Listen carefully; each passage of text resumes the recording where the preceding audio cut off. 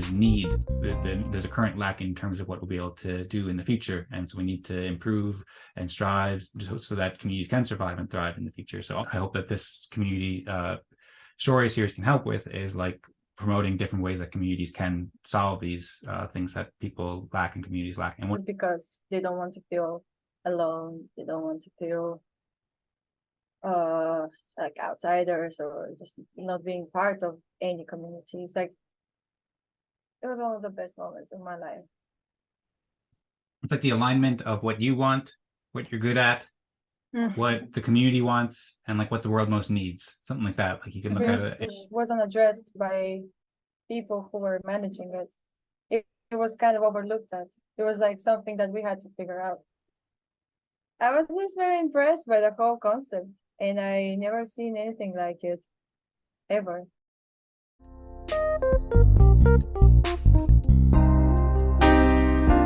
Hey everyone, this is a new show called Community Stories.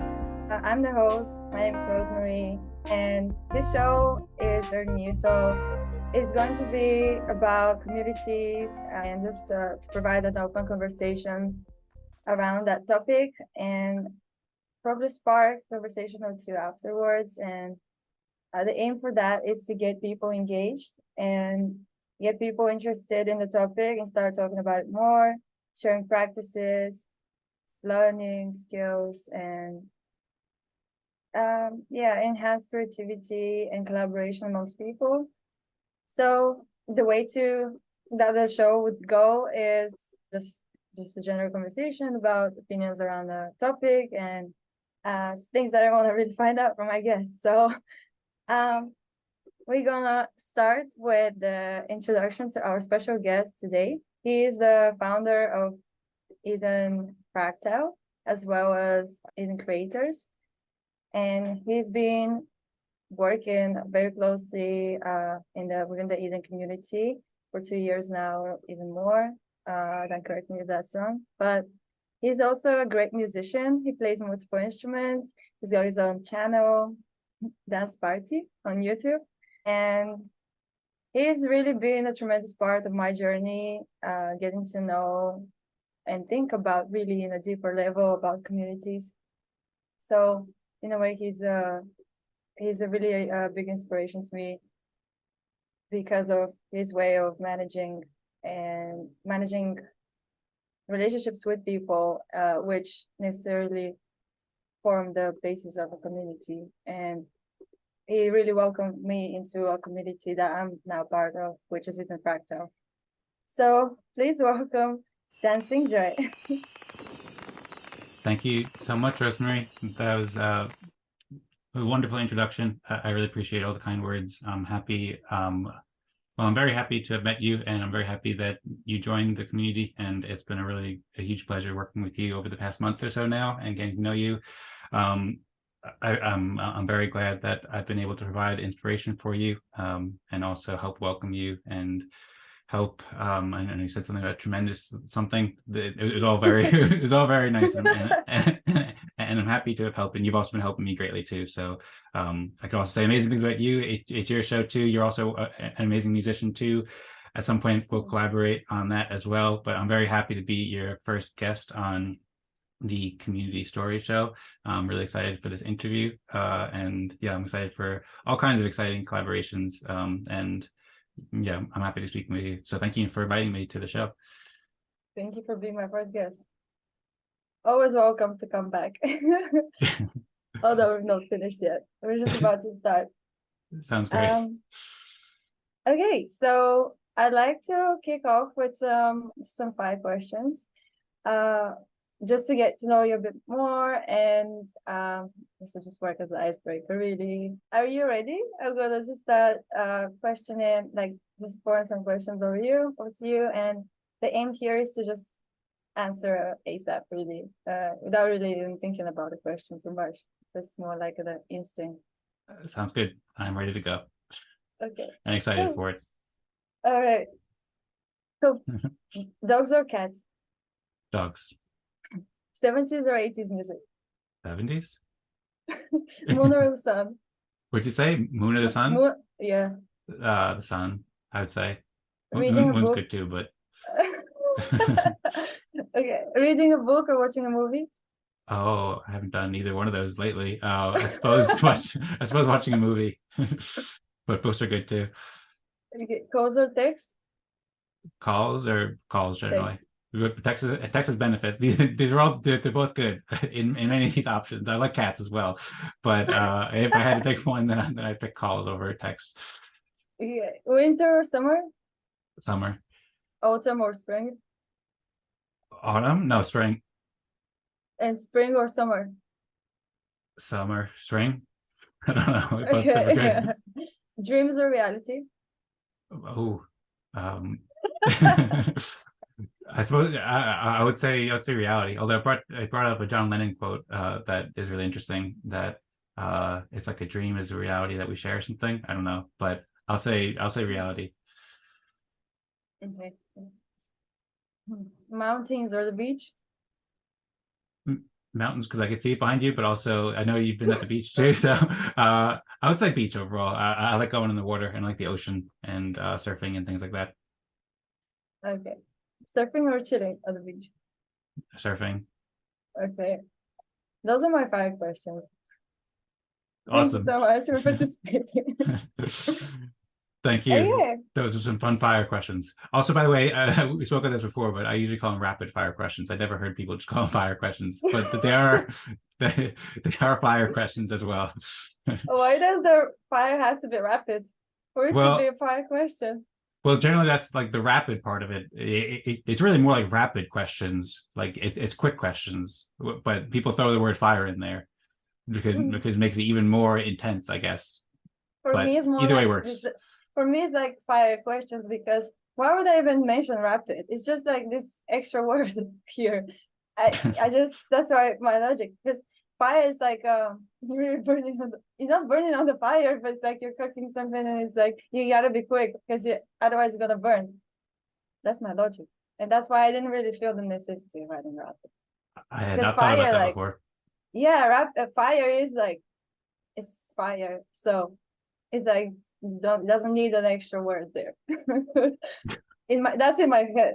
That's why I didn't All right. really mention. But Well, thank you for the clarification. yes, and thank you as well. Now everybody knows how you can call on fire, and I hadn't thought about that before. So good stuff. Yes, thank you. I appreciate it.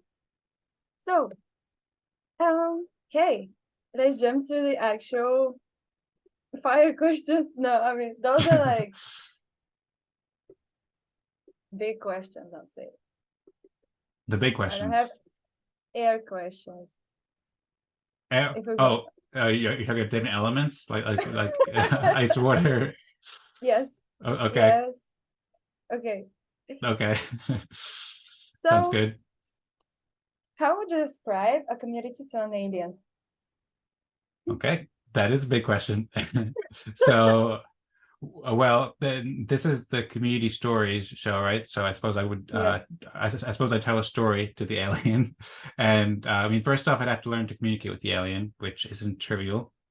But assuming that we could figure out some way to communicate in general, there's many ways to describe a community, and it's a really important concept. And I also want to say that I said before how I appreciate you inviting me to the show and I appreciate meeting you, but I also particularly appreciate your initiative to start this show and to reach out specifically about this topic about communities and community stories about communities, because I think that stories are vitally important for everybody. Like we need stories to inspire us and to help align common goals, and stories are fun and they're interesting and so helpful in so many ways, and also community likewise is something that's really really important. Like we all need communities, and communities they provide so many good experiences and make so much possible, and we also need to learn how to cooperate better with communities. So that's one of the things that brought us together when you joined the Eden community, and that's what we've been focusing on a lot, like how to empower communities, how to help people cooperate and so forth. So first I wanted to say I sort of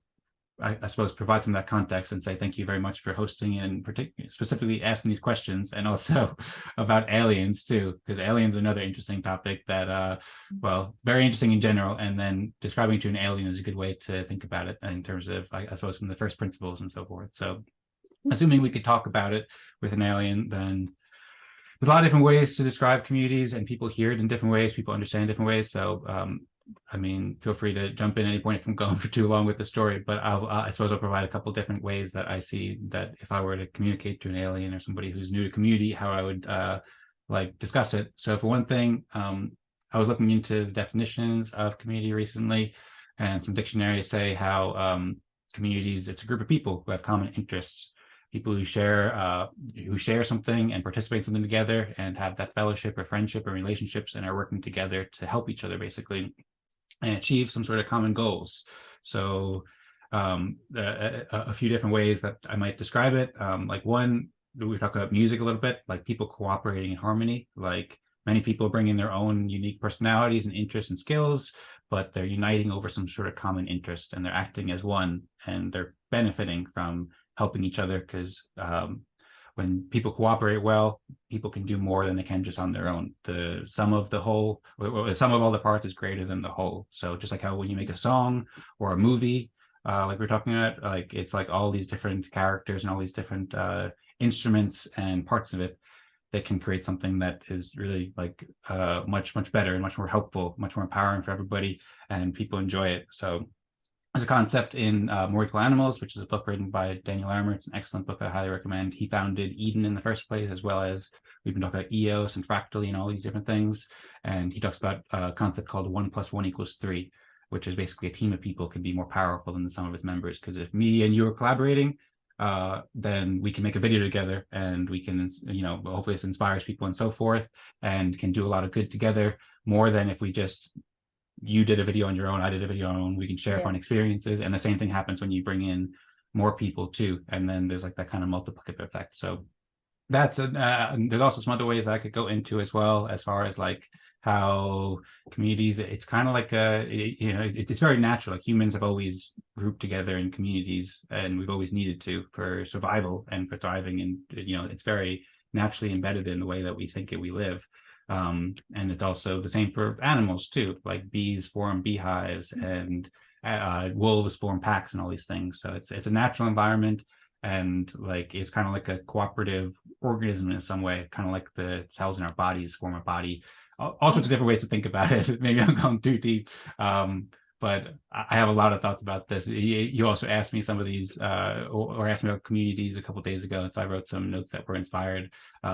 And I suppose one last way that I can mention is also about like how communities, in the More Equal Animals book, there's a great metaphor that Dan Larimer brings up. That's like people create energy. We're kind of like solar panels in a way. We create energy from the sun, and we have, you know, all of our wits and skills and stuff. We create things that are helpful, create value, and then we can like invest in communities, and communities almost act like batteries, so that like we're investing in the community, helping each other, and then the other community members get empowered from that, and then the other communities can help each other. So all these different metaphors to explain to a community. So if an alien wanted to go deeper into it, then they could feel free to reach out and discuss. But those are some of the different ways that I would focus on it.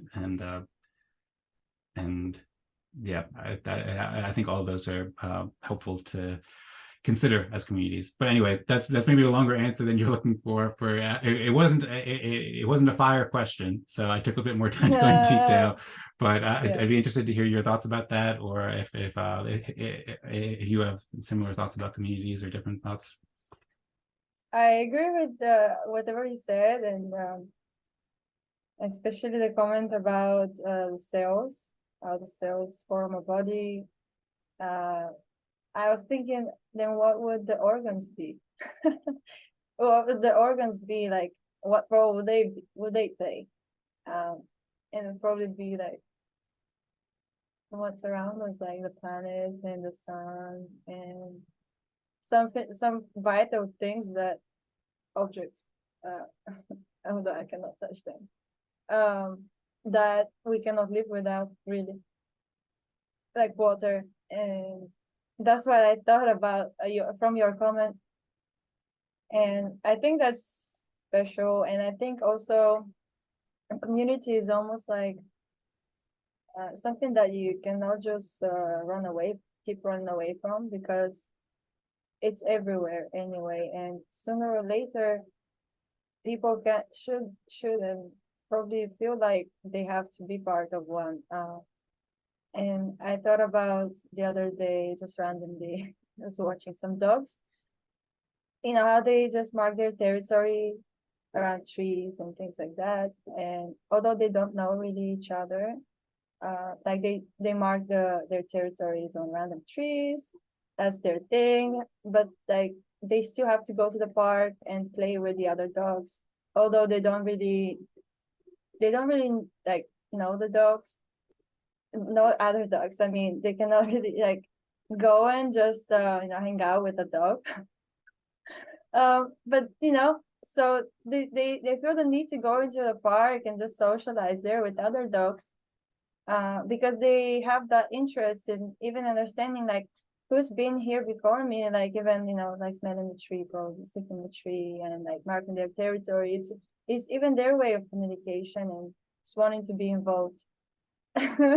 Probably an odd thought, but I thought about it because I was just walking past this park full of dogs, and for one, like it's very good for the eyes to see so many dogs that don't actually, they probably meet for the first time, but they're ready to play.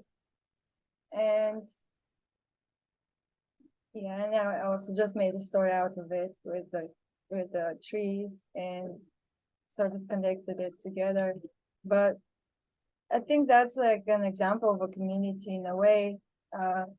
Although they cannot really speak as we humans can, but they still find a way. So I think it is really vital for communities to, with humans, like we are the most advanced species on this planet. I don't know about aliens, like they are, but from what I know, like we are. And we must find a way to communicate with each other and share those moments, that everyone is going through like similar things. So let's support each other instead of hiding all the good things that we know or people before us knew, and let's keep on sharing those and develop as also technology develops. So we have to sink in a way with what's going on and make the most out of it. So I think communities is definitely something that is a focus. That's how I'll probably explain it to an alien. Okay, sounds good. I agree. I agree and appreciate those thoughts very much. And hopefully the aliens are listening so that they'll have a better understanding of communities now. They could be. You never know. You never know. So I hope now that it's more clear for them. Yes. And I'm coming with good intentions. Sounds good. Same here. This is the peace sign, right? Yes. Yes. Although you have to This is communicate the with that too. Yeah. We'll have to figure out how to make sure that they are aware of that. But sorry, that was the high sign, right? Oh, this is the alien high sign, right? yeah, you'd have to consult with an alien about that. I'm not sure. This is it. I never mind. But this, I think I'm pretty sure this is like the alien sign or something like this. Like, not like that, but like this, I think. Maybe. Anyway, okay. Hey, I really like your answer. So, next question is, what do you think people are lacking currently from our community? What do I think people are lacking from a community? Mhm. So there's a lot of different things, I think. One of the main purposes, I think, of community is to help the community members. So I think, in a sense, asking like, what are people lacking from a community is what are people lacking in general, because community should be able to provide that for the individuals in the community. So and there's a lot, because there's like millions and billions of communities around the world too. So there's all sorts of different things that different communities have or don't have. In general, I'd say maybe like a few different ways to summarize it. Like, for one thing, just communities in general, I think a major theme that is important to focus on is independence and dependencies. So like communities to be empowered and to like be able to really help the people, you need to be able to provide what people need. So people need food, people need water, people, especially these days, more so now than ever, need electricity and internet and ways to connect with each other, and also like ways to just enjoy their life too. Have time to exercise and do fun things, and all sorts of things like that. Have learning and inspiration. So like there's a lot of times that's lacking in communities, and it's always lacking to some extent, but some communities have that to different extents. There's lots of communities around the world. All communities have some problems. We all have problems just as humans. Like sometimes we miscommunicate, sometimes people suffer, and people get sick, they have disease, and there's mortality, and there's just all sorts of things that are going on in the world that are like challenging for communities. And a lot of times people don't have great experiences, things go wrong, so communities can help with that. And then there's also just so much potential for more amazing experiences. Like, I mean, you just compare with the current day-to-day of, I suppose, most people, and you compare what is possible in terms of, so much more music and love and culture and art and growth and getting along and fun and laughter and all those things. Like there's a huge amount of potential that, if you look at like hundreds of thousands of years ago, we've made huge leaps in terms of how much people have and quality of life and so much and so forth. But there's much more that we can all do, and to help each other, that communities can help provide, that people are lacking. So I suppose to go into a bit more detail about some of these things. So yeah, for one thing, like there's many communities who are doing amazing things now. Like I watch on YouTube communities of people who have like amazing, really fun times, and they share it. It has millions of views because they're all laughing and they're doing really cool stuff together. And then there's many communities that don't have that at all. Like there's communities who are living in poverty still and don't have clean water, or like very sick, and people, there's like a high child mortality rate, and people are unhealthy, or the people are living in tyrannical regimes like North Korea, and they can't have any sort of freedom of speech, or like freedom to interact, like freedom to love each other and so forth. Like there's many distorted societies around the world where communities are just totally lacking. And so there's a very wide range of where communities are at. All communities are very dependent, at least in some ways, like especially at this point, like there's a huge amount of central institutions that own like that do most of the things that we rely on, like internet and food and electricity and so forth. So all communities are lacking some independence, at least, even if they have great experiences now. In many ways, like we all need to learn and improve more to like even if it's not lacking from people right now, or people aren't lacking from their communities right now, like there's a current lack in terms of what we'll be able to do in the future. And so we need to improve and strive so that communities can survive and thrive in the future. So all communities are dealing with that and lack the current capability to deal with what's coming in the future, but have the possibility to get better in the future. So that's sort of a summary, I guess, of what do I think people are lacking from a community. And I think also to put a specific focus on that, and like how I see a solution is, or like also to just put it into a different perspective, is like communities, one of the reasons why we're lacking all these things, or why we have these things, is like, one is the natural state. Like the natural state when like life is difficult and it's tough for people or anybody to survive, and it starts out with kind of chaos, and like we have to learn how to make it better and better over time by our cooperation. And we have in many ways, but there's so many challenges. And one of the ways that we've done that is by structuring our communities and organizing our communities better over time.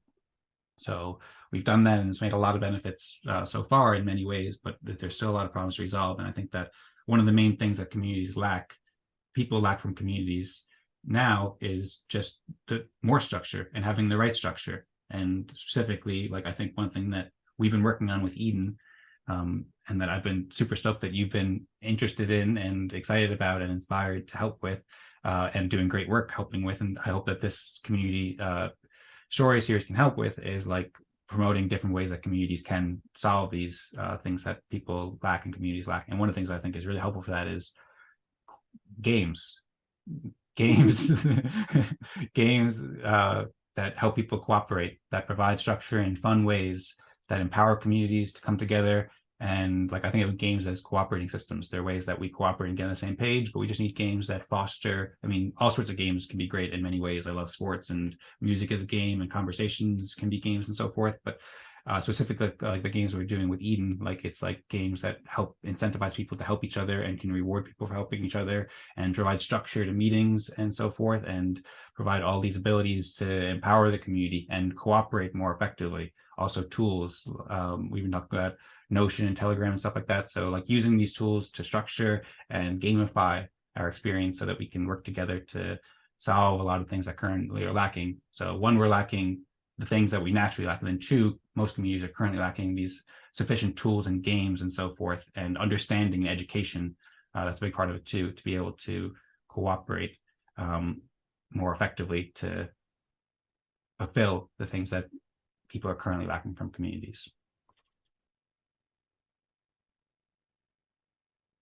Yes, I agree, and your answer really opens my brain into thinking different questions around that. So I agree, and I really appreciate your thoughts and this amazing answer that you just provided. And I do agree that there should be more structure to a community and games, and in a way make it collaborative. And in my opinion, a community and members of the community, not only the management, should be involved in key decisions around where the community or what's best for the community, instead of taking a decision for the community without even questioning the community. And because the members, which form the majority of that community, like 90% or more, are the people who are actually going to see the results from the decisions on a day-to-day basis even. And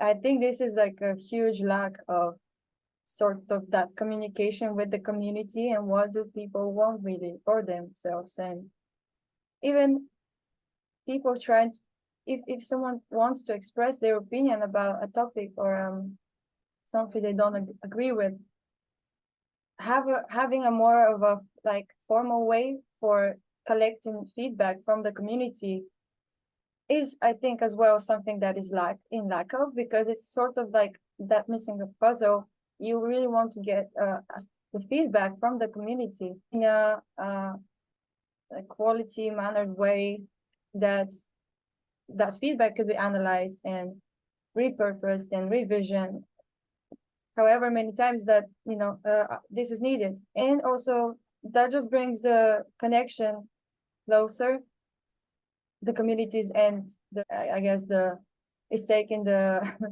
role of that management for that community. It could be in the form of different people or different organizations, depending on the structure. So I think closing that loop with the community would feel loved and would feel understood, and it would like to participate in the community and give back. And I think this is in lack of currently, because for one thing, for sure, someone would love to be loved in a community that they participate in, even a community, let's say, even if that is the city that they live in, that is a community too, and with everything around it. So that is the environment that people live in.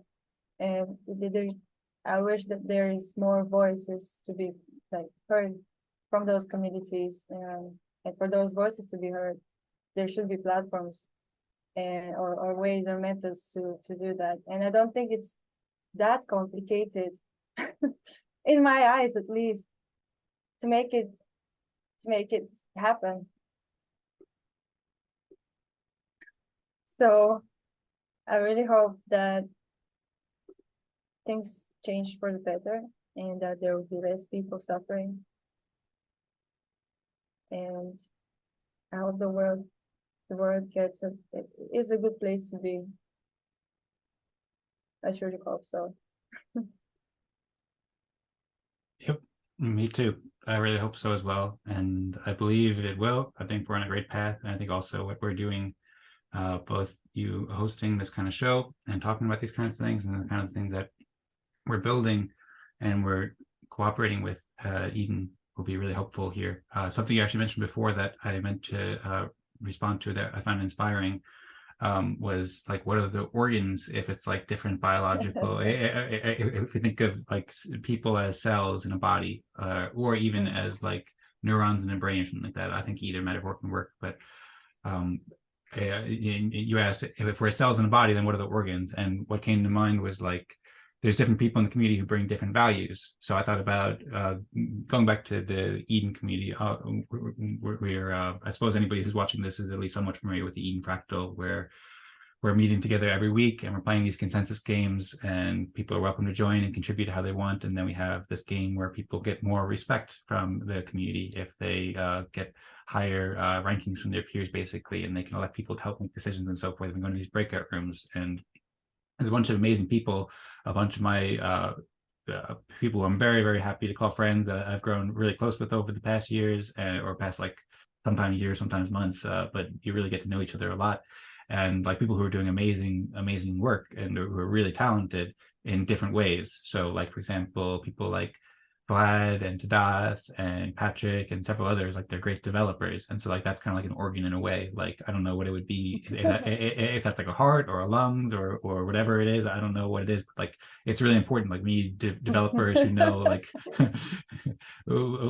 we need developers who know like the technical aspects, kind of like how we need, you know, our lung or kidney or something like that. Maybe the metaphor will be improved in the future, or specified rather. But and then we need people like you and me who we don't know as many development skills. We know a little bit here and there, and then we also just are happy to like go on camera and talk about things and do more like musical things, make songs about it to help inspire people in that way, or make videos about it and so forth.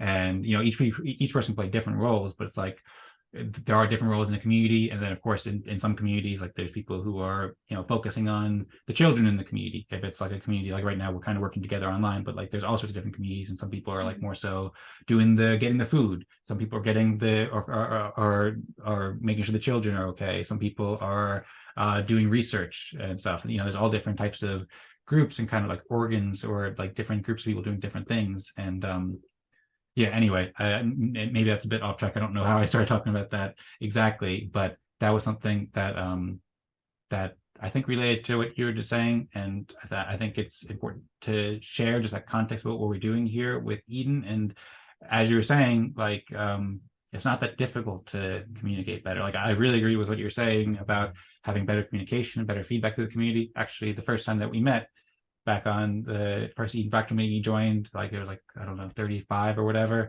It was like a month ago now. And well, we didn't get the first like 20 or 30 minutes that we spoke on recording. So I'm not sure if we recorded this part, but you were talking about how in some previous jobs or previous work that you've done, like you have great ideas, but people don't always hear it because there's only a couple people at the company that get to make decisions. In the Fractally white paper and in the introductory video that Dan Larimer did, he talks about how like traditional companies, corporations, organizations are autocratic. The value and resources flow from the top down to the bottom. So there's basically somebody on the top usually who's like, here's what we're going to do, here's what we're going to go for, and everybody else listen up. Whereas with these kinds of communities, with what we're doing with Eden, it's like everybody has an opportunity to speak. Everybody has a few minutes at least to speak and share what they're doing. There's systems where people can vote on like what they want to discuss as a community, and it's more democratic. Everybody gets a chance to share what they want. And I completely agree with what you're saying. Like we're lacking that in many ways, and it's important that people both feel like appreciated and loved in the community, and then that inspires people to give back more. People get more inspired because of that. So anyway, I don't mean to hold you up from, I know you have other questions too, so feel free to let me know if I'm going on too much, but those are some very inspiring thoughts that you shared that I wanted to respond to a little bit, and thank you for sharing. Of course, don't feel sorry for continuing the conversation. Naturally, I like it. So plus you gave a great introduction to Eden Fractal for people who are not familiar. And I do agree with the organs, and yeah, the most important thing is the organs have to work together. to form the body, and the body, so the body would not be suffering. Otherwise, the body could be suffering if even one of the organs fails to do its job. And also organs depend on each other. There's like big organs depend on each other, and everything is connected. Like we are connected to nature and to everything around us. We are a form of dust, I believe. So we have to really cooperate and realize that we're all in the same boat. I understand that we're in different countries, continents even, but still we're on the same earth, and we really have to tackle those weak links of the chain. So let's do that. And it is a nice segue to my next question, which is, what then is kind of a reverse question of my previous question, which is what then a community is in lack of, or perhaps what type of people a community lacks of, that are probably ready to step in and make that change and work, or is it more like communities would just agree to whatever is happening, and because they will probably feel powerless to or confused or unsure or afraid to give their opinion and change things. So what do you think a community is in lack of, in terms of like a person or type of people who could actually make a change? Yeah, so good question, and thanks again for asking and all the thoughts. So, I mean, I suppose like from a first principle, it's kind of like the last question I mentioned, how like one of the main purpose of the community is to help the community members, and kind of on the flip side of that, it's like a community can only be so good at helping other community members insofar as how capable the individuals are to help each other. And so like you need individuals who are doing their best and who are doing really good and who are improving and who are getting better and better every day, who are working to help the community. And just like I mentioned before too, like there's a very wide variance in communities and individuals. Like there are amazing, super inspiring people around the world who are inspiring millions of people, who are leading communities, who are doing incredible things, and people who are joining those communities who are doing amazing things as well. And like communities that are cooperating really well with very talented individuals working together to do amazing work. And then there's some situations, like I mentioned, where their people don't have the right vision or don't have the right skills and aren't able to help their community. And in all cases, we all need to learn how to help our communities more and be able to be more competent and more effective and more helpful. So to provide an overview of what individuals need, there's education. That's a big part of it. Having discussions like this, both having discussions and listening to discussions. We were talking about differences. Both of us are a big fan of watching interviews with musicians and watching interviews, learning all sorts of from all sorts of helpful people. And so like that's good to be learning, and that's really important. Like throughout all of life, it's really important to keep learning and learning from really smart people. And then it's also important to participate too, to participate and share your thoughts and engage with other people and interact and see what people think, and then work together in a kind of a dialectic, like to find out what the best way is to work together and keep on improving, keep on learning each time that we're working together, keep learning how to communicate better, like you were saying, and keep learning how to find better systems that help the community more, better games or better resources and so forth. I mentioned the Miracle Animals book. Like there's that book, there's many other books with a lot of really helpful insights that help people cooperate better. There's a book that I love that I also learned from Dan Larimer called Nonviolent Communication. And it provides a lot of helpful insights to help people communicate better. I also spent a lot of time reading books a long time ago about communicating better, like, I don't know, there's how to win friends and influence people, and like body language books and all sorts of different things. I'm just kind of maybe going off on a tangent here, but like just all sorts of learning, all sorts of interpersonal learning, and then also learning skills and tools. Like we mentioned developers or video creation, video creators or musicians and researchers and scientists. Like all these people need to learn different tools to be more effective at helping the community. So like communities need to get better and better at helping their individual members, and to do that you need individuals who have better education, better tools, have better tools. People build them better tools, and they build better tools, and then know how to use those tools well with the education.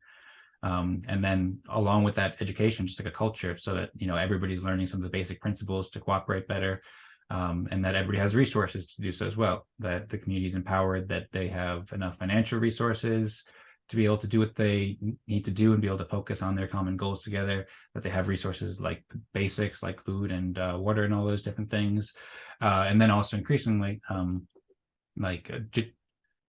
there's a wide variety of skills. I mentioned developing skills and video skills, but also things like this, hosting conversations and moderation skills and all these different things that, like we were mentioning, the organs, like a body needs all these different organs. Over time with evolution, I imagine like at some point it didn't have the right organs, but it developed as like, oh, we need lungs, we need a heart, we need this, breaking it down a little bit simpler.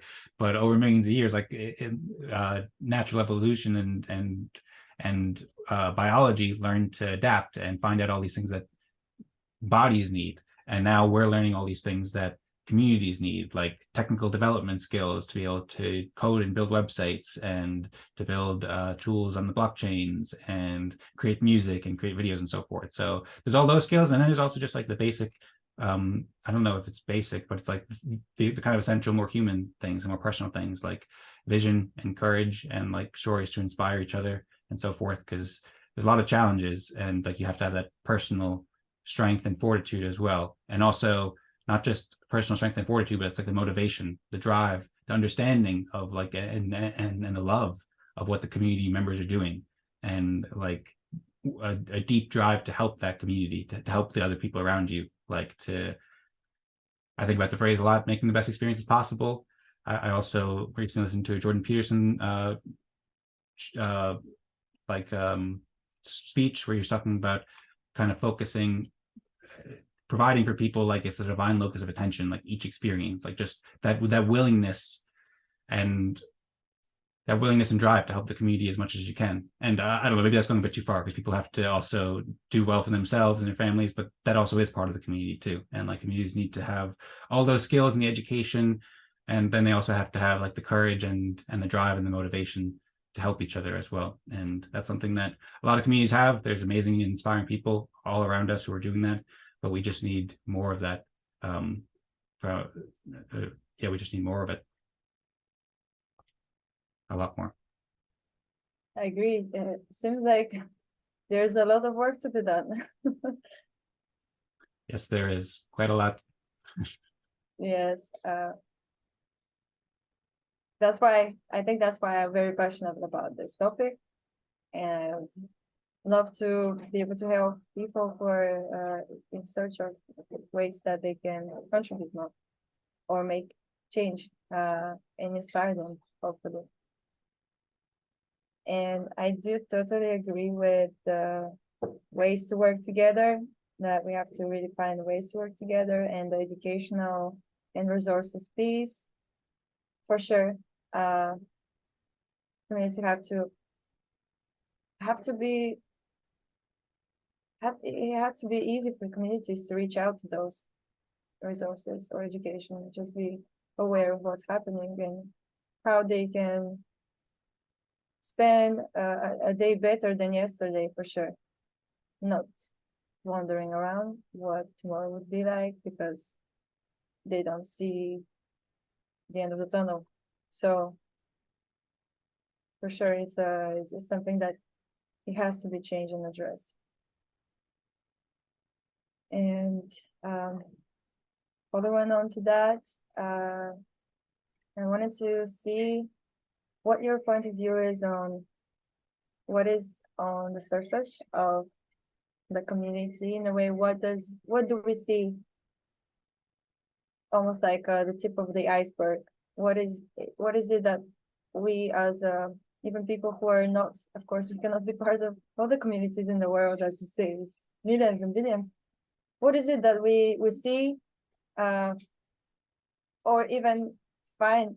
What can we even find about the community without even being part of it in a way? Or even if we are part of a community, what gets shown to the people?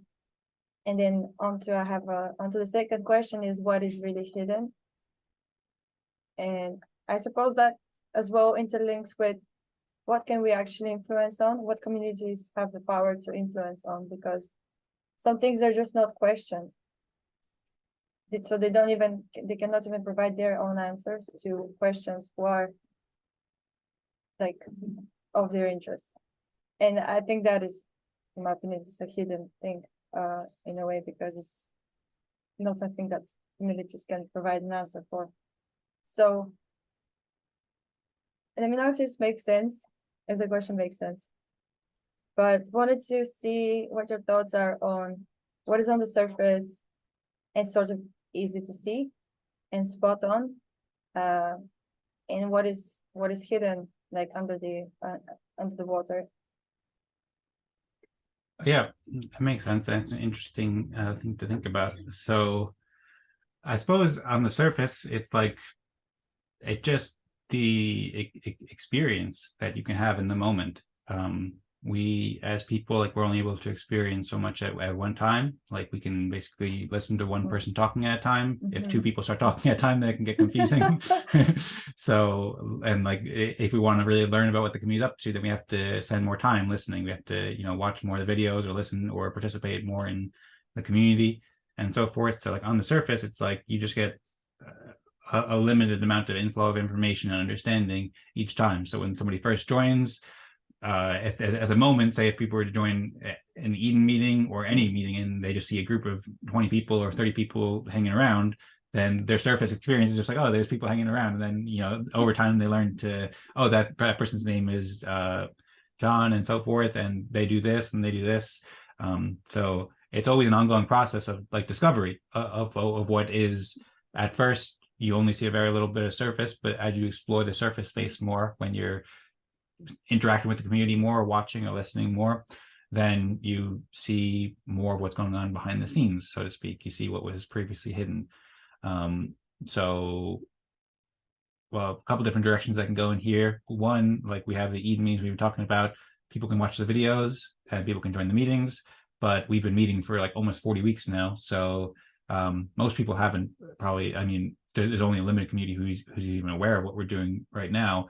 And then even of that community, a lot of the people have only seen, maybe they've been there for a few meetings, or they've been there for 10 meetings, or they've watched some here and there. But like, there's all those experiences behind that most people wouldn't see unless they really dive deeper into it. So there's like those experiences that we've had, and then the shared relationships between those people in the community, and then the shared relationships and like all the context, like what somebody had done before, what somebody feels about what this person did, and so forth.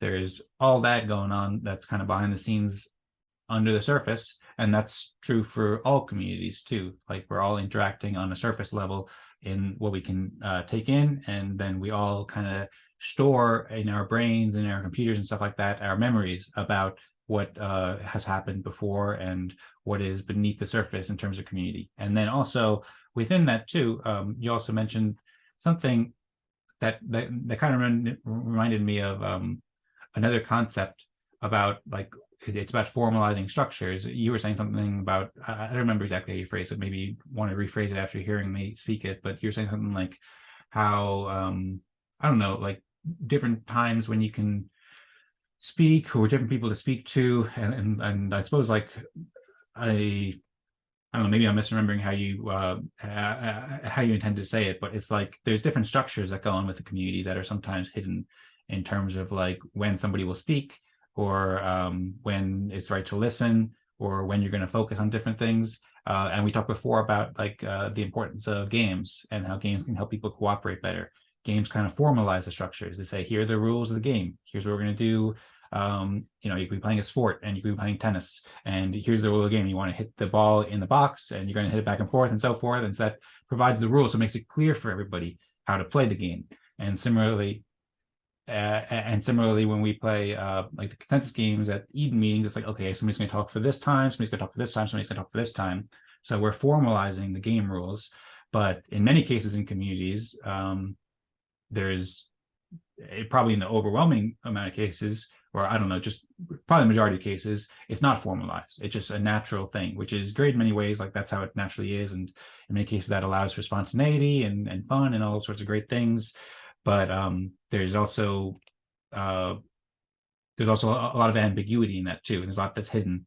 So in addition to people only being able to experience so much, and all that being hidden in terms of what the community has been through and all the experience and context and shared experience and shared thoughts, there's also the structure of how the community works that's hidden. Oftentimes the rules aren't clear and it's ambiguous how it works. There's a book, actually it's not a book, it's an article. I don't know it totally like super well, but I've listened to some parts of it, and I've heard many people, smart people in the community, discuss it. So I'm looking forward to looking into it more. But it's called The Tyranny of Structurelessness. I think it was created by a feminist back in like the 60s or 70s, and it makes some really insightful points. It talks about how like in every community there's always a informal structure, like a power structure kind of who will lead conversations. Sometimes it's not always totally set or whatever, but there's usually like some kind of set rules that people cooperate by, even if they don't say this person is going to lead the discussion like that. It's like that one person usually makes decisions or whatever it is.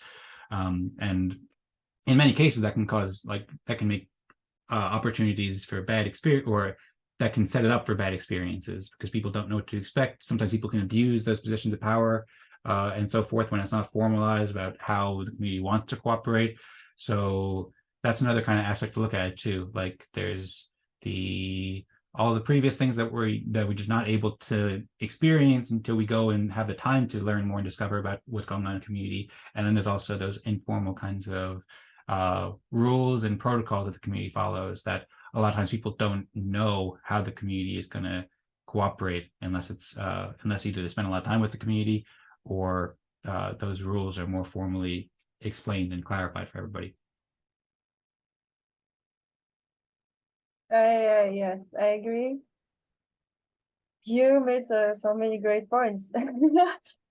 I'm glad we're recording this. Me too. Thank you. I'm glad you like them too. Yes, of course. What you said about that the point where in a way at the beginning when someone joins a community or is wondering whether to join or not, they only scratch the surface of it, but the more they stay, the more they find out about it, and the more informative decisions that they can make. And that's why I think it is important to have those sort of a structure so that the person is familiar with it and can decide if he wants to vibe with it or not. And also, you said, and then once the person wants to deep dive into the community, let's say they decide to stay, then they find out like so much more about it, and they become interested and want to collaborate and share and like feel loved and supported, and it just comes naturally, really, because people usually like to be connected. And I had like a follow-up question on that. Like, how do we make people want to dive in and not only just scratch the surface? Yeah, inspiring people is a simple answer. You inspire people. I mean, basically provide a good experience for people. You do something that's helpful for them, that they enjoy, that they find interesting and exciting, and that's how people get inspired. You do as best as you can to provide the best experience that you can for people in the community or new people who are welcoming or new people who are joining. You welcome them. It could be simple logistical things like just remembering to welcome them and say hi and ask them how they're doing and ask them to introduce themselves so that you can get to know each other, and just being kind maybe throwing in a couple jokes or like funny experiences there that naturally happen, so people can bond over that, learning what people like to do, learning what people want to achieve and what people are excited to achieve, and helping them share that goal, or helping them achieve that goal rather.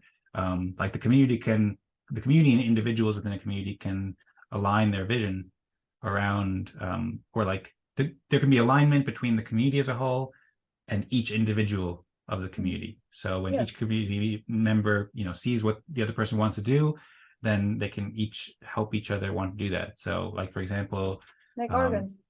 Like organs, yeah. So if somebody comes and they say they want to like grow their music career, grow their learn to develop or something like that, you can connect them with other musicians or developers in the community and so forth. So that kind of thing. And then just also just having a great value proposition. Like if you have a great tools or a great system or something like that, fun games that people can play, then all these things can help inspire people to want to participate and learn more. Yeah, make it interactive. Yes. And something out of the ordinary day. That's true great. Too. That is great. And that also provides transparency itself, and lessen the mind, or frees up the mind of speculations about if there's anything hidden here, anything I have to know more of, or like, is there something happening in a way that when I close my eyes, like when I blink, paraphrase it. And yes, making it interactive, making it open and welcoming, and all those feelings that are usually should come naturally. It costs, I like this quote, it costs 0 cents to be good. So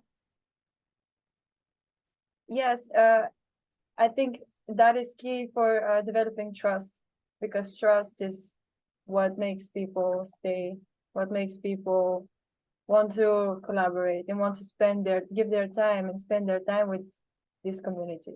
So there should be trust from the get-go. There shouldn't be any room for speculations and not knowing.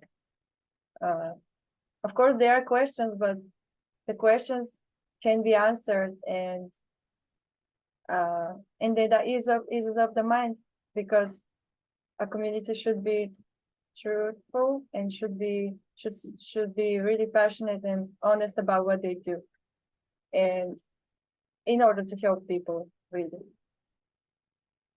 So I totally agree with what you said, in making people want to dive in more. Yeah. Yes. Oh, I was going to add to it. I agree with what you say there too. And I was so just going back to what I was saying before about like a commitment to help the community, and like I think that goes along with what you're saying with trust. Like trust takes time to develop, because when you first meet somebody or first meet a community, you just don't know them, and so people want to be careful, of course, but just building that trust by kind of that like continual showing that you and the other community members are there to help, and that you're not going to like expect too much from them or anything like that, but you're just there to help however you can. So that's how trust can develop over time. And also one other thing I was going to add too is like intrigue. I think maybe you mentioned something that was kind of like that before, but like also telling a good story. When people watch a movie or watch a YouTube video or listen to a song, like it's got to be like a good story. It's got to be well defined, kind of maybe spectacular in some ways. Like you want to like kind of provide value, and then also want to make people more curious, like to go along for the ride. So that's another part of it too. Yes. So for sure, I agree.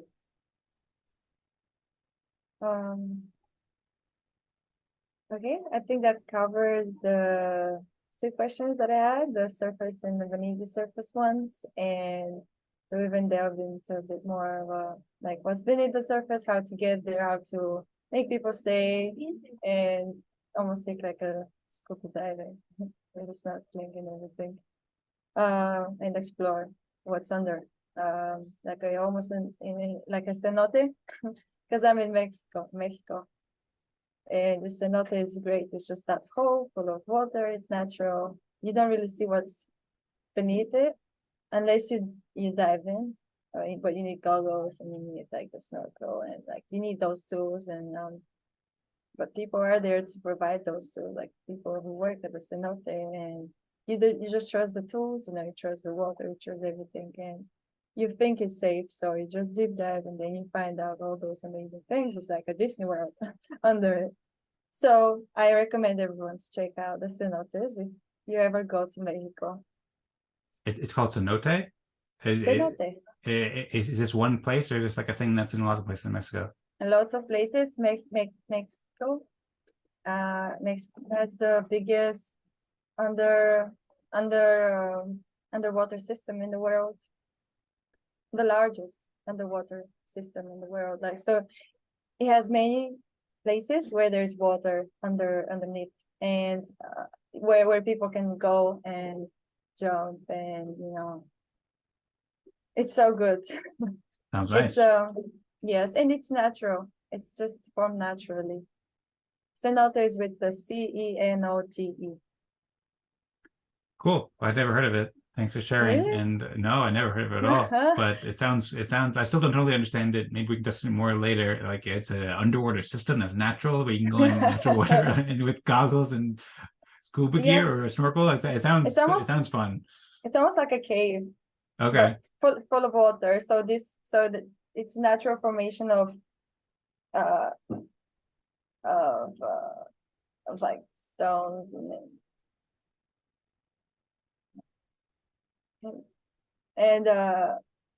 it's awesome. Rocks. I didn't mean to say stones. I was thinking about like it's natural formation of rocks, and which are stones. And it's full of water, and there's fishes swimming, there's turtles, and there's a whole formation of rocks underneath that you can see, and it's quite deep. Cenotes, they are different from each other. In some, there was one that I went to, and it had a waterfall in it, and I literally went into the cenote, which is the big fall, right? And I went there and I just looked up. So the waterfall was right here, and I just looked up, and it was just it was one of the best moments of my life. It was Cool. It was so good. So for sure, it's something to see, and it's such a nature. So we gotta respect the nature if we want to have it for more years. If we want our children to see it, for sure. So that's another thing that I'm really passionate about: climate and everything around it. So yes. Sounds good. Well, yeah, I agree, and very interesting to hear the cenote. I'm looking forward to checking that at some point, and I suppose those kinds of things can be very helpful for communities as well. If it's the best thing or one of the best things, then yeah, I'm looking forward to trying that at some time, going down to Mexico. Okay, let me know how it is. Okay, will do. Okay, so I think those were my air questions, and now onto the water questions. All right. And a natural transition, being that we're talking about underwater water caves with cenotes. Yes. So if you could change one thing about the community that you participated in, what would that be? So, two different ways. One short answer is just, I mean, every day, like pretty much every minute of every day, I'm working to just solve things for the community that I'm spending most of the time working with Eden, writing a lot for Eden creators and just helping community members. So the current community I'm in, it's just the next thing on my to-do list. Basically, there's a lot of things to improve. In general, I've had a lot of experiences with communities throughout my life, of course, as have everybody, and I've learned and taken away a lot from that. And there's lots of things that I would change. If I had to pick one thing, Well, I don't know exactly what one thing. Maybe I'll share. Maybe being that this is the Community Stories podcast, I'll share a little story, and then I'll see if I can parse one thing from there to correctly answer your question, or maybe I'll share a few. But I mean, in general, I think that a couple of things to start off with is collaboration and like co-creation and like ways to reward and incentivize and help people cooperate and all the stuff that we talked about before. We talked about a lot of this, so that's one large thing. So helping people cooperate better and being able to help each other more, like that's a big thing lacking, and something that I would certainly change, and I'm working to change. That's what I'm trying to do with Eden. That's my main goal with Eden, to help communities cooperate better and to fix these one things that can be fixed. So I suppose to provide a little background about why I got into what I'm doing with Eden right now, why I'm so inspired about this. Going back to like I suppose as I was growing up, like I had a great childhood in many ways. I had a lot of close friends around, and like we hung out and we did all sorts of cool things together, playing games and playing sports and learning together and so forth.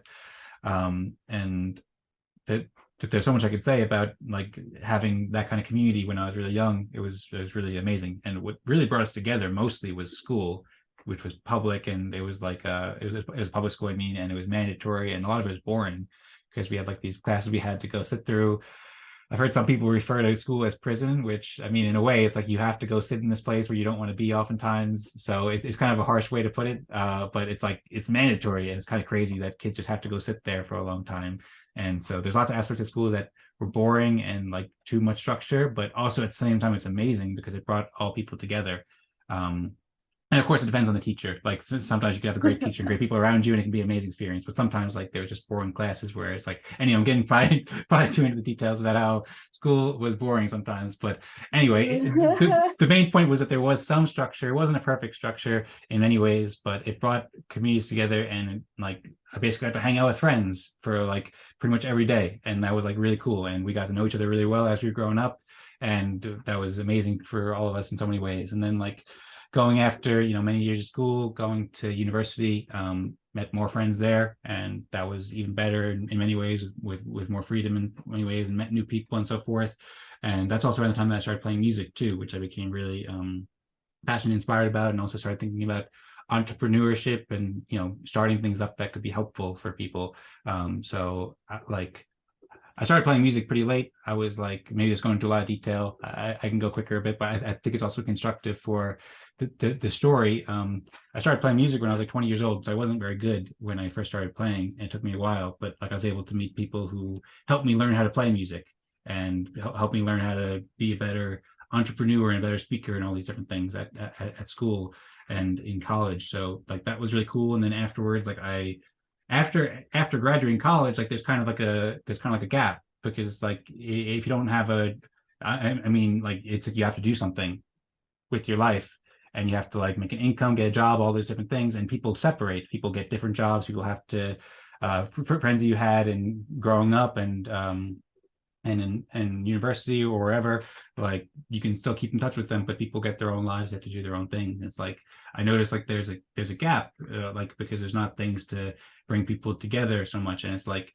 after university, like a lot of times people find their community through work, which can be great in many ways. Like there are many great companies out there and people find great communities, but in many cases people don't. And it's like as we were talking before, like sometimes people don't get heard in their work, and a lot of times it's not necessarily people who you're, or it's not necessarily what you're most motivated to do. Sometimes people are working just because they have to earn an income and they're doing something that they don't love, but they want to be doing this other thing. And so like I suppose like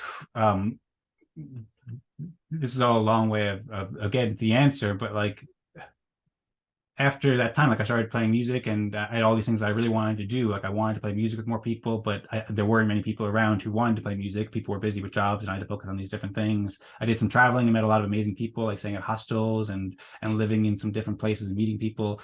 But like overall, it's like there's this lack of that connectivity that brings people together in many cases. And this is like something that when people are young, like school kind of provides that to some extent, and work can provide that later. And it is like work is like we're working together, and it's providing it now with what we're doing with Eden. So I think that's really special, really exciting. But like in so many cases, like people don't have that, and that's something I've experienced. Like I started up a channel. You mentioned Dance Party. I also had another channel called Hobina.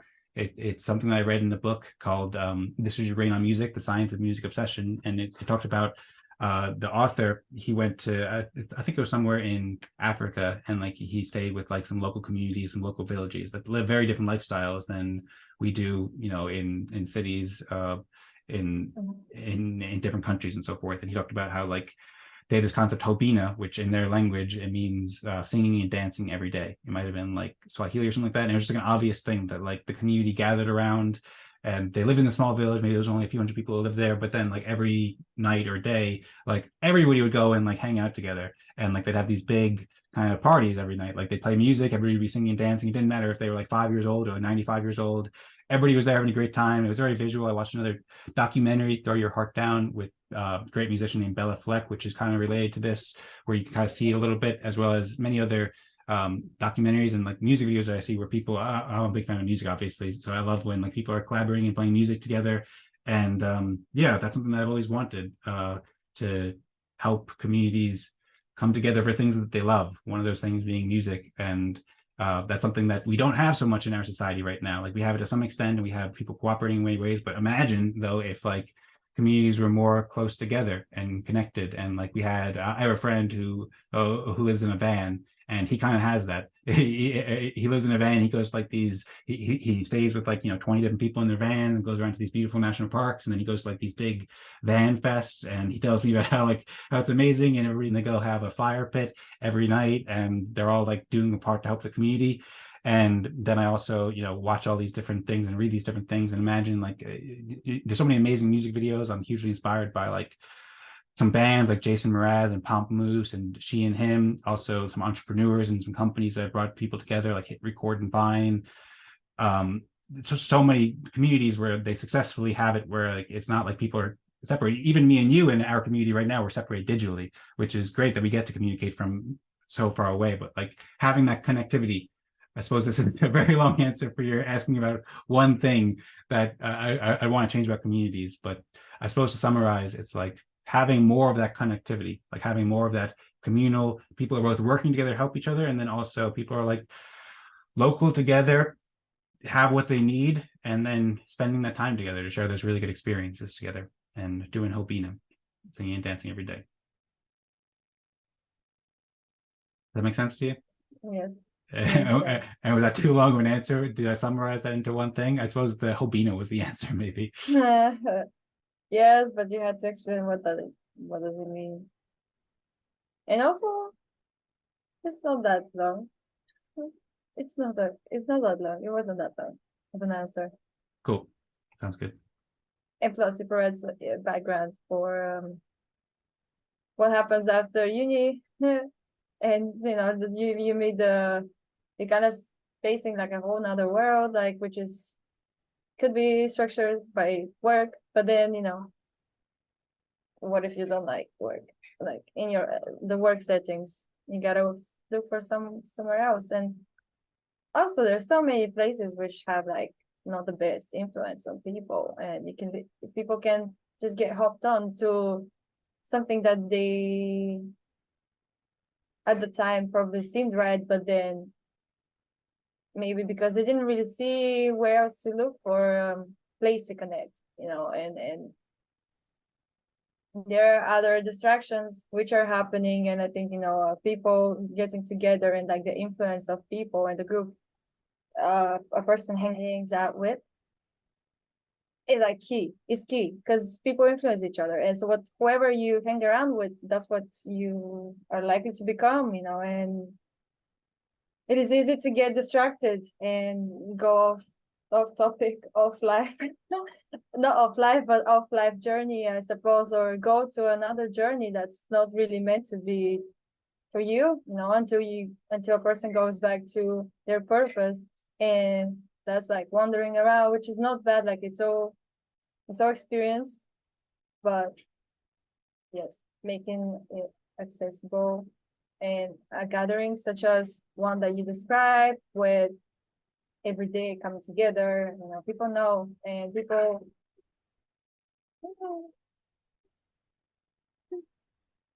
Sorry, I think that was my door, and I thought it's gonna shut very Okay. loudly. So what I meant to say was, yes, I agree, and I want to know where that place is. I want to go there. I want to dance and sing every night. It sounds so nice and so out of this world, but it is part of it. So it's just, yes, their community. That's how they play games, and that's how they live, and they're probably happy that way. And going back to the games part, as a part of a community, that's really important. Yes. Yeah, just make it interesting so that a person can stick around and not get distracted by other communities where may not be that beneficial, just for them to feel part of a community. Yeah, because some people can join communities just because they don't want to feel alone, they don't want to feel like outsiders, or just not being part of any communities. Like, people generally want to be connected. It's important to consider with what and what value does a community provide for them. A community could be like even a group of friends. I mean, so just asking the question, like, how does it benefit my life, and also in the long run. Yep, great points. It also inspired me to think of two different things I can add on here. So one is the concept of ikigai. Have you ever heard about ikigai? Yes. Yeah. So ikigai is like aligning most. It's like the alignment of what you want, what you're good at, what the community wants, and like what the world most needs, something like that. Like you can look at it in terms of like a Venn diagram with those things, and having the middle, having all those. And it's like, we want to align the ikigai for each person.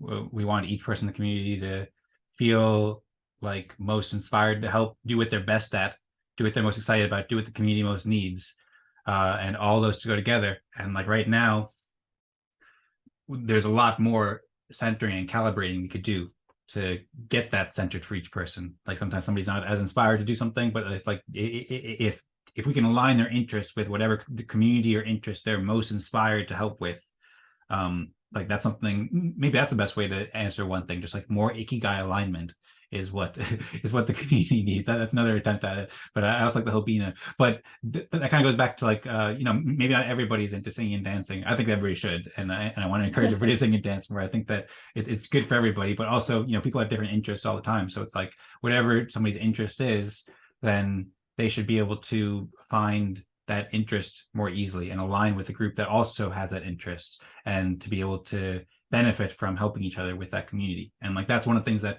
I found lacking as I was wanting to play music and do all these different things.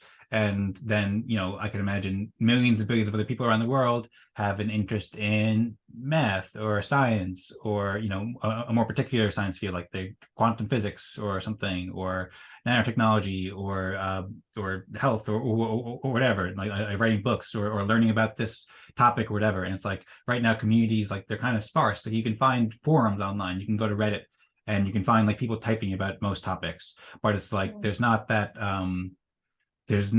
much community. Like we're seeing the beginnings of it. The internet has been a huge enabling force, or a huge enabling tool that allows people to connect. Like me and you and everybody in the Eden community, we're connecting over the internet over some shared beliefs and shared common interests, and people are doing that with all sorts of interests. But it's like it's just kind of starting. Previously, it was very difficult to find people who shared your interests unless they lived near you. And now it's like, now you can find forums, and we're just starting to have these group meetings where people can meet. And now there's podcasts you can listen to and so forth. And there's some meetups, there's the meetup.com. But like over time, what? Over time? I said, I was like, as what it said, thanks to the cable underneath the Atlantic Ocean. Yes, right? Yeah. There's a huge cable. It's somewhere over here on my screen that's connecting us all, and then there's also satellites going up here. There's all these different things happening that are enabling us to connect. And But it's still not that connective. Like most people don't know where to go if they want to find a community who wants to collaborate with that. So just one last thing to add there is like, what if there was that kind of thing? Like, and that's one of the things I think that people could do with these consensus games. Like, imagine if it wasn't just one or a few communities who are meeting every week for these kind of consensus games, but like you could go to a community playing consensus games and sharing what they're doing with regards to their music or with regards to their filmmaking or with regard to surfing or whatever their interest may be.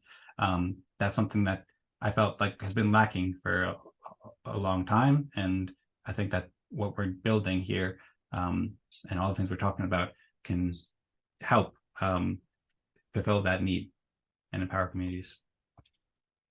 Totally agree. Internet is an awesome thing. I'm glad for it. Sure. Me too. And yes, I agree. It has changed communities and opened many doors, but of course also opened other doors. But yeah, so it's important for a person even to know what they're passionate about and not stopping searching for that. So I have another question, which is it's more of like something that I wanted to spark in this show, and it's a chance for the current guest to ask a question, to leave out a question for the next guest, and you can type it in the chat, and I'll collect it after. So imagine this is you writing it down in a notebook and them reading it off it. So I'm gonna read it after to them to the next time. Okay, but I won't say it, or should I say it here? I think no, don't say it just in case they watch it. Okay. I want it to be a surprise. Sounds good. I have a good one that I think is quite an interesting and a playful question. So I'm looking forward to hearing it. Also, on that note, too, I'd be curious. I don't know if you introduced it, but I'd be curious what your plans are. Like, who might be the next guest? I think you mentioned that you're planning on doing more interviews, meaning this is a new show. But yeah, I suppose. Well, I don't want to take over the interview. I know you had some other questions. I think you might have more questions. I'm not sure, but I also had some questions for you about this show. And one of them being on that note, who might be the next guest, or who are you planning to interview? What are your next steps and plans for the show? Yeah, the next steps would be to go on to interview other people. I could reach out to whoever wants, really, so anyone could participate. There's not like a specific group that I'm gonna like close a circle around. So I mean, even thinking about even Fractal, and there's so many other people who I would like to hear their voice and opinions around similar questions, or I have so many questions around this topic anyway, and I would love to hear what different people think about those subjects and their opinions and their twist on it. Because I'm sure everyone should probably has an opinion of that topic, and as with like people are different and they have their own little like niches that they're almost like an expert in. So I would like it to be interesting for the person, for the guest itself, and feel that space where they can share their ideas, and probably could be like almost like a brainstorm session for them too, and generally collate all ideas and be that point where people can express their feelings and their thoughts around the subject that we're really currently living at communities. So I don't have anyone in mind particularly, but of course there's enough time to think about that. And plus I want it to be a surprise. Sounds good. Well, I'm very excited to learn whoever will be, and the plan sounds amazing. So once again, thanks for starting this, and I'm really excited to hear more people's perspectives about communities and more of their experiences and so forth. And yeah, I think they'll enjoy my question too. So I'm looking forward to having a second surprise there in terms of what that question will be for the next guest. Sure. Do you have any other questions, or? Yes, I do. We actually did plan this out in advance too. So we had figured that it might be a good idea because this is your first time doing the show, and I assume that you're going to do some sort of intro. But there's some questions I had when you reached out to me about doing the show that I was just curious about. So one, you've asked me a lot of questions about community, and I've also heard a lot of your thoughts about community and conversation about it. But I'd just be curious if you have any thoughts about community that you'd like to share, in addition to what you shared so far, or also, I suppose, going with that question too, if you want to take them as two separate questions or put them together. I'm also curious what inspired you to start the series. I mean, like you kind of mentioned it, kind of answered it there, but I'm wondering, like, what inspired you to focus on communities in particular? Well, yeah, I got really passionate about communities.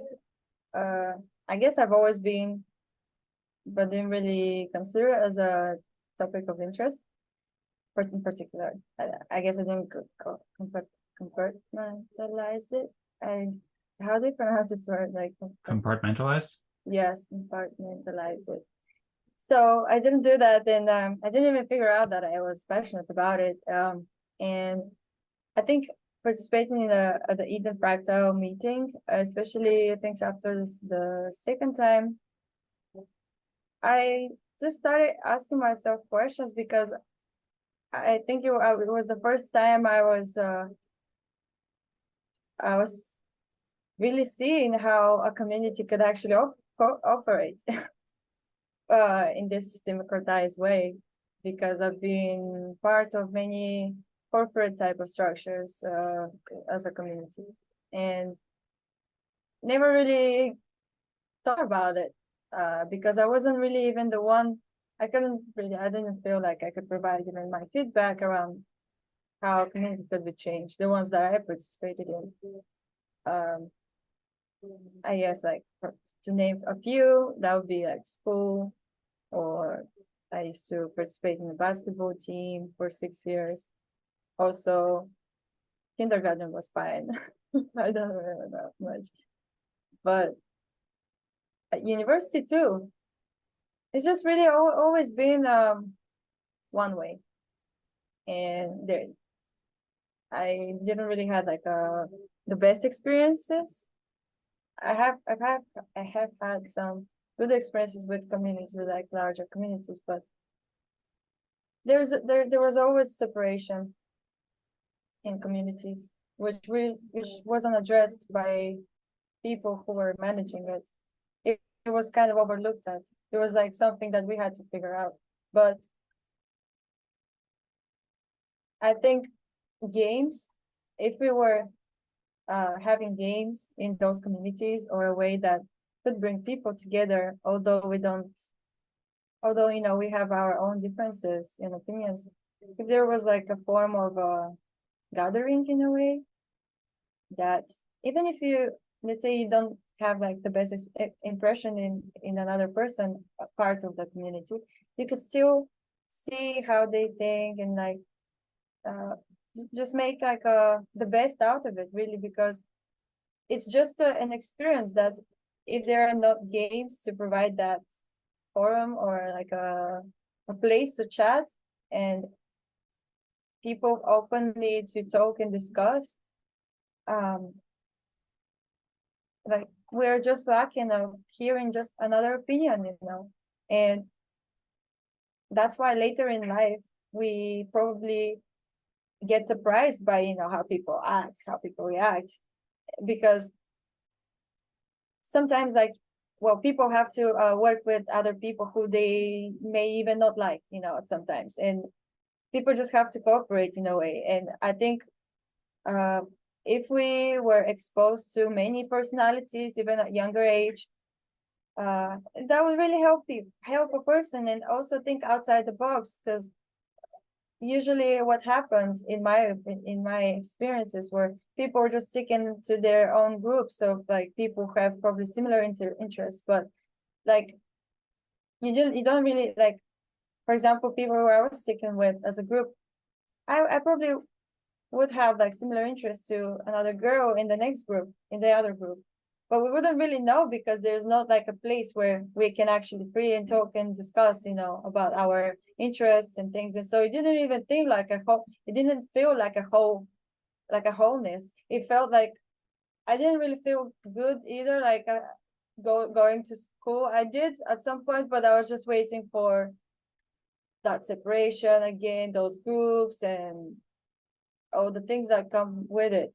And I didn't have like I think I was like, there was some abuse as well, like verbally, because of that separation, because of not like I guess I really want to see a structure where people can openly share their opinions and be part of a group and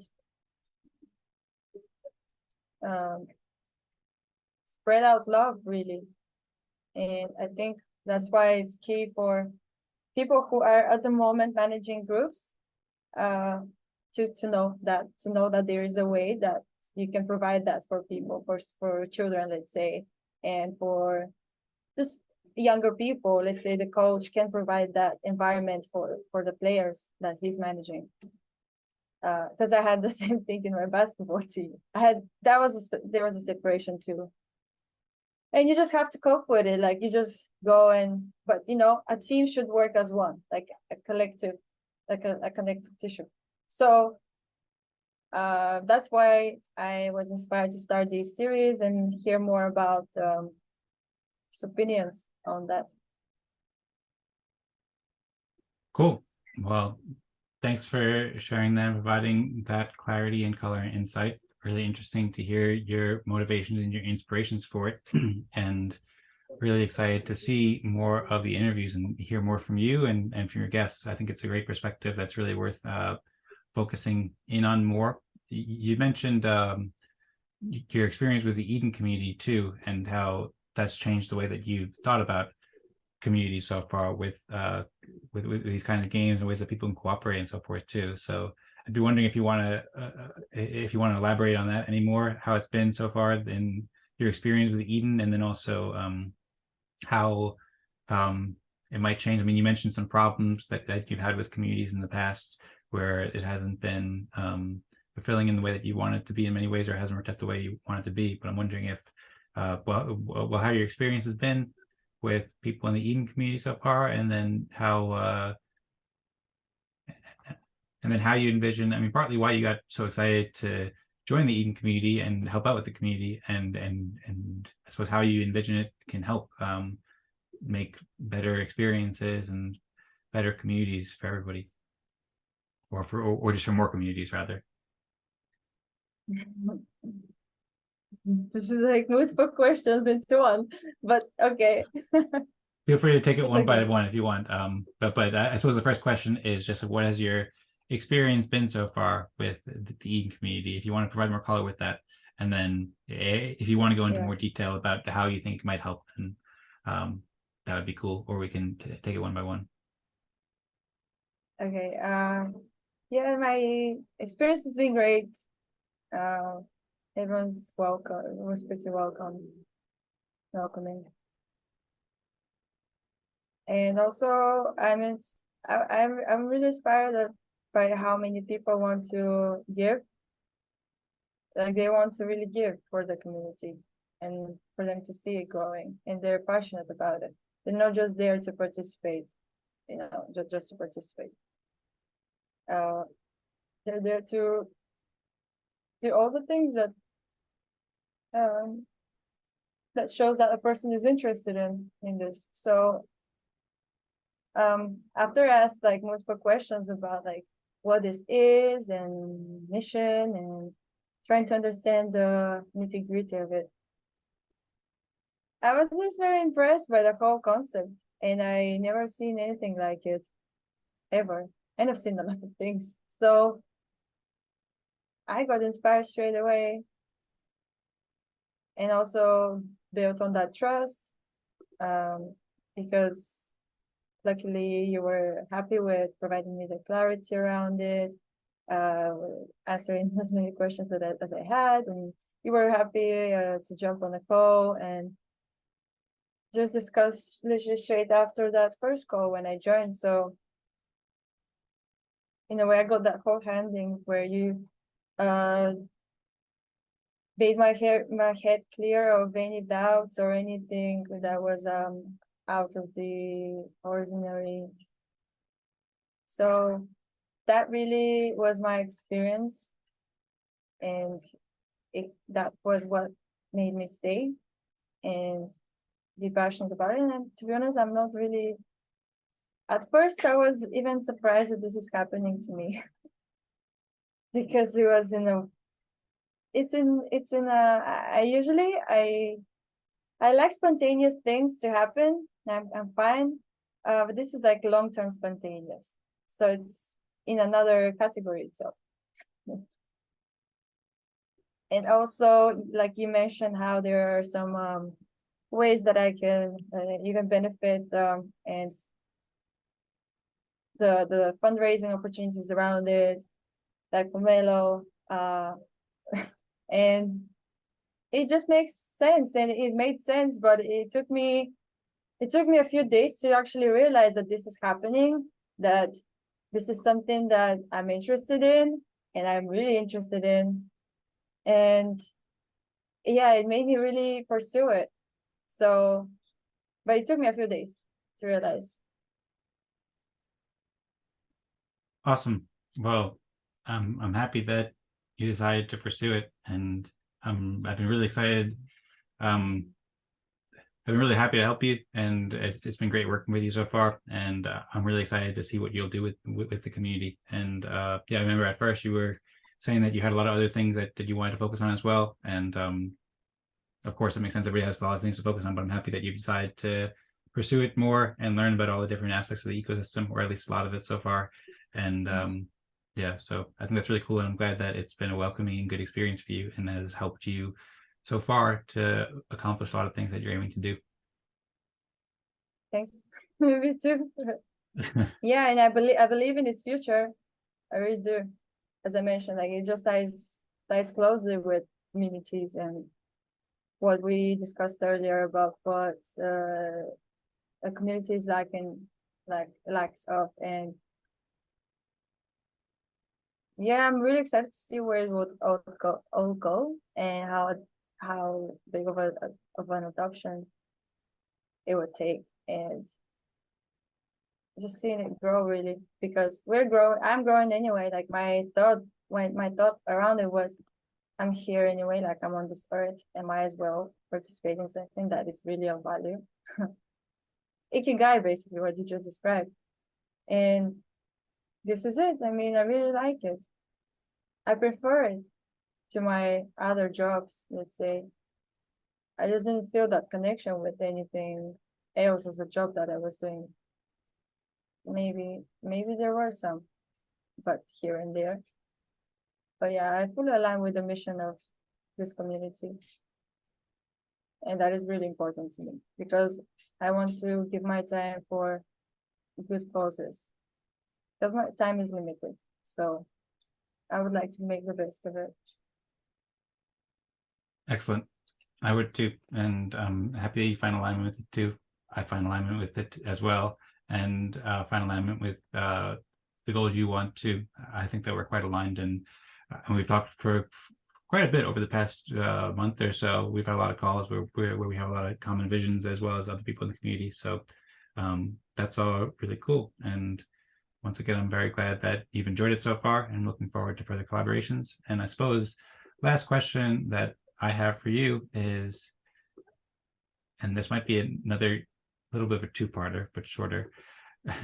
How do you see the future of community? And also, how do you see the future of community stories? I would say the future of communities are where people can freely express their opinion, more visibility and transparency into not only the practices of community and like sharing amongst people, but also the underneath in the what's visible should not be so far away. And I hope that there is that link or that thread that connects the what's visible and what's invisible to be less and less, and until it kind of disappears and disperses into pieces, and then everyone would feel very connected and sort of know what they're going with and be happy to participate in it and be able to change it if they wanted to, and feel empowered that they're part of it, and learn and grow and communicate and collaborate and dance and sing every night if they wanted to. Sounds good. I like that vision very much. And hopefully my show helps with that. So that is also my, in a way, aligned with what value I would like to provide in community stories. Excellent. Well, yeah, I think the show will help very much for it. I've really enjoyed this show so far, and yeah, I think that's a great vision for the future of community that I'm excited to work towards as well. Thank you. With that, going back to the host, with that, I would like to close down. I would like to greatly thank you for your time, your answers, the conversation itself, and the ideas that sparked. So with that, I'm gonna say bye, and thank you all for watching or listening. And I hope you're in a great community around you, and you're in a great place, and you have food, shelter, water, you're healthy, and you have love in your heart too, and you're not afraid to share it. Thank you. Well said. Bye. Thank you so much, Rosmari. Thank you, everybody. Thank you.